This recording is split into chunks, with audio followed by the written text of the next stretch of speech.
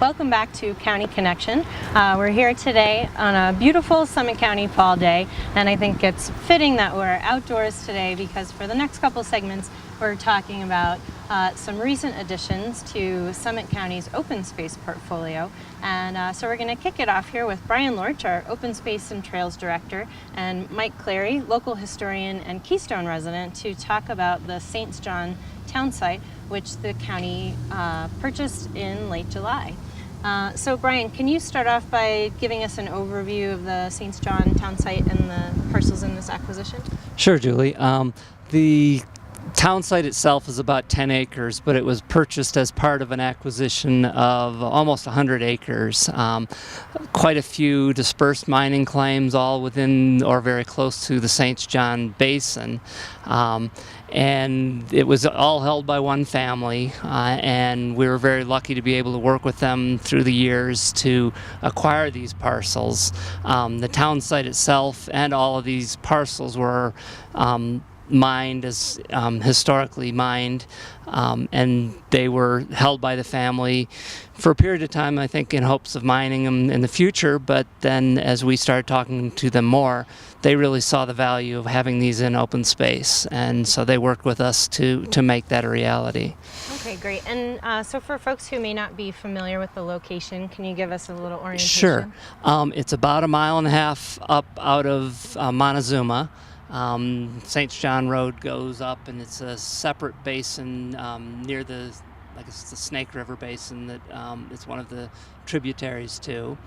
And the neat thing about these parcels is they are the majority of the private land within that basin. And so by protecting these 100 acres, we're really protecting more like 1,800 acres of surrounding land that's all Forest Service. And what's neat about this in the open space perspective, it's kind of a grand slam. We have a lot of recreation up there. People love to go up there and snowmobile or hike or use it summer and winter. Mm-hmm. We also have, it's a real critical wildlife corridor for lynx and other animals in Summit County. And for that reason, Vail Resort actually helped fund some of this. They put $25,000 towards the acquisition.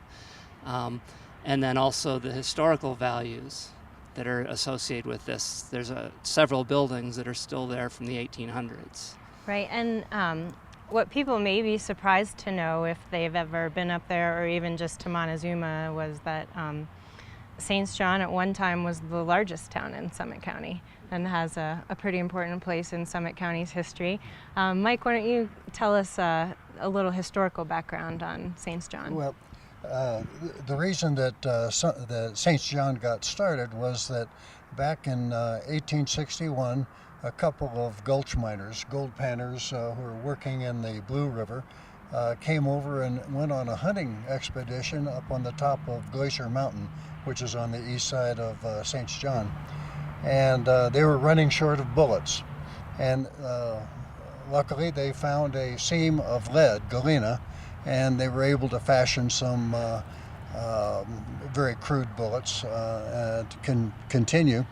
And sometime later, they had moved out to Nevada, and they were working in a lead-silver mine, and they noticed the similarity between the ores out in Nevada and what they had seen up on top of Glacier Mountain. Okay. So they wrote their friend John Coley.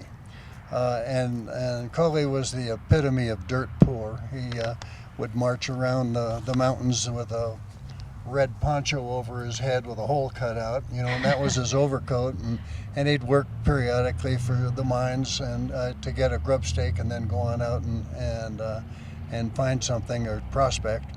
And so he went up there, and he did find the seam of lead and staked a claim on it, but it never panned out. But he was able to smelt some buttons of lead silver, and he took them to Central City and had them assayed, and they found out that there was a silver content in this, and so that really started the great prospecting interest in the Snake River Basin and Peru Creek.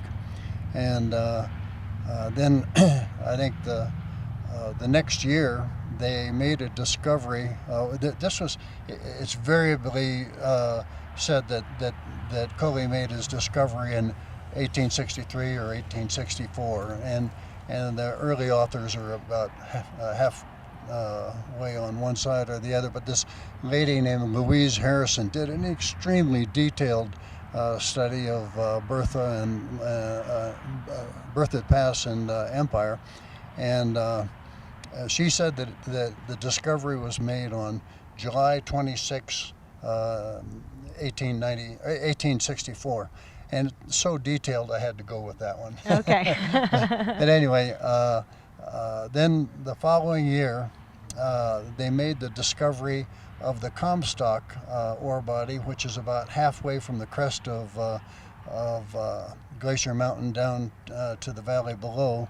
And then they worked that for about a year, and then this outfit called the Boston Silver Mining Association was formed, and they took over operations there and in 1866, and during this period from 1865 about to 1868.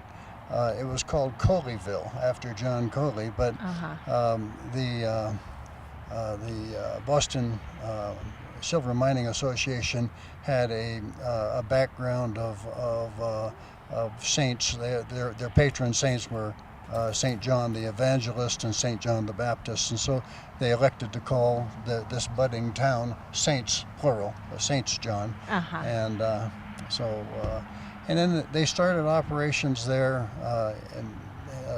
strong operations in about 1866, and for the next decade or 12 years, things really went well, and they did an awful lot of mining. First cabin up there was built by a guy named Ed Gabor in 1865, and the second one by Oliver Milner in 1866, and then from that point on until 1870, they started adding lots of cabins. The boarding house and Sampson Ware's house, he was the mine foreman, and the assay house and the office and the superintendent's house and so on. If you count all of the buildings up there, there are probably 26 buildings. Wow. In total. Most of them are pretty flattened now from age and snow and so on, but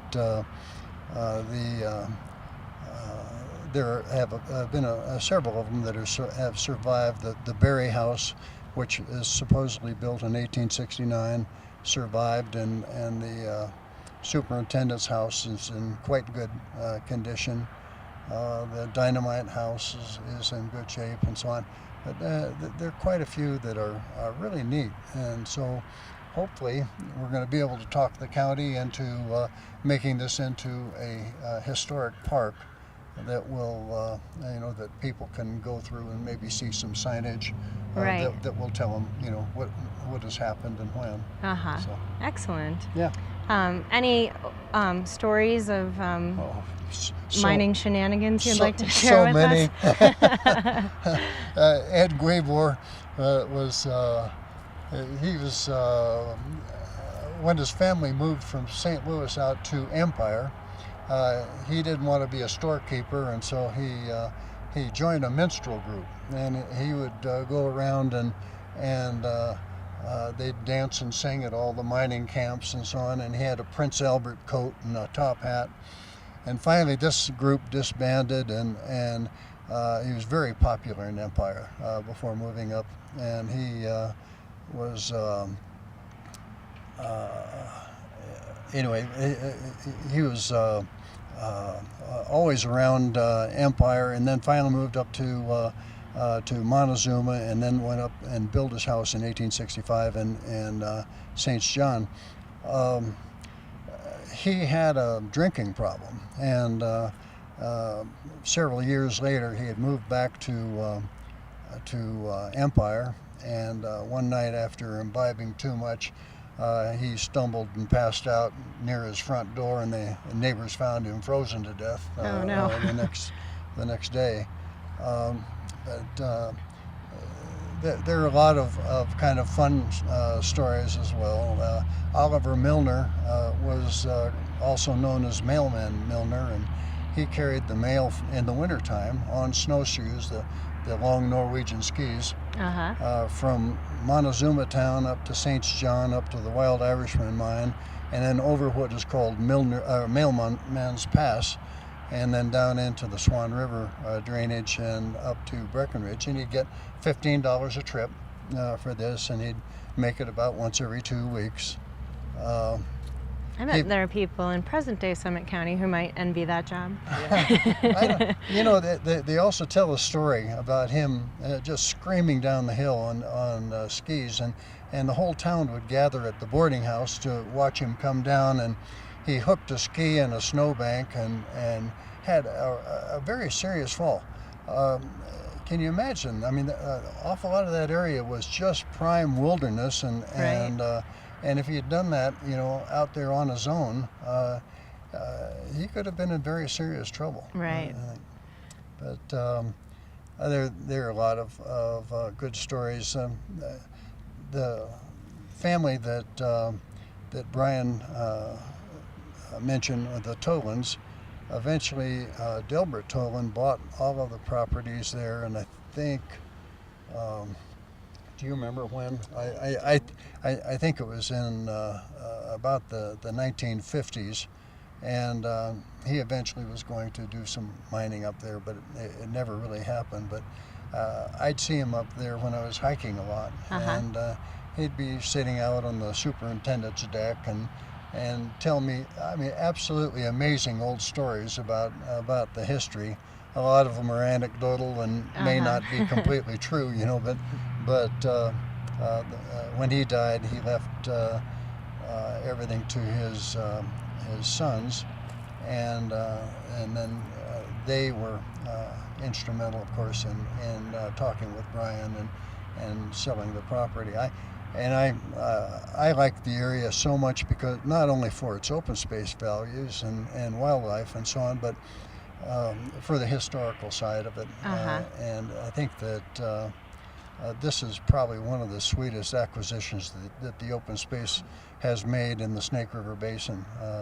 They made another one down in Fishhook, which we're awfully proud of, and a few downstream from that that are quite large and wonderful. But this certainly is probably, I would say, in the top 3 or 4. Fabulous. So one of the legacies that we live with from that mining activity is some water quality issues, and there's some interesting success surrounding this property related to the cleanup of that. Can either of you talk about that? I had done a book on St. John, and Julie, these books that I do get really widespread distribution. I make 2 copies only. and one is for our house here, and we own a house out in California that I leave a copy in case one of them burns down. But the Colorado Division of Reclamation, Mining, and Safety heard that I had done a historic study of the area, and so they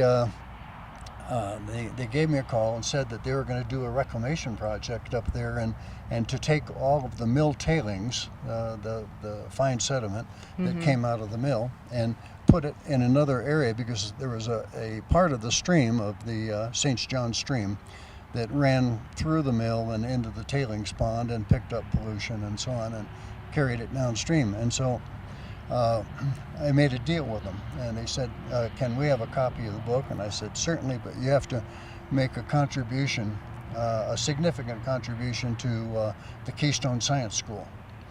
And they said, okay. So I gave them a field trip up there and then took them down to talk with Ellen Reed, the director of the science school, and she was able to talk them into a $1,000 donation. So I can say I only sold 1 book in my life, but it was for $1,000. Obviously a great book. and then the Reclamation, Mining, and Safety people moved all of the tailings up on top of the hill, and where they would not be subject to the water running through them, percolating through, and causing pollution. Okay, So. great. And that made it possible that made it possible for us to move forward with that acquisition, because that was one of the things when we were talking about it earlier. We didn't think we could buy that because of the concerns about pollution on the property, and that effort was funded by a bunch of different agencies. Climax put money towards it, Division of Reclamation and Geology.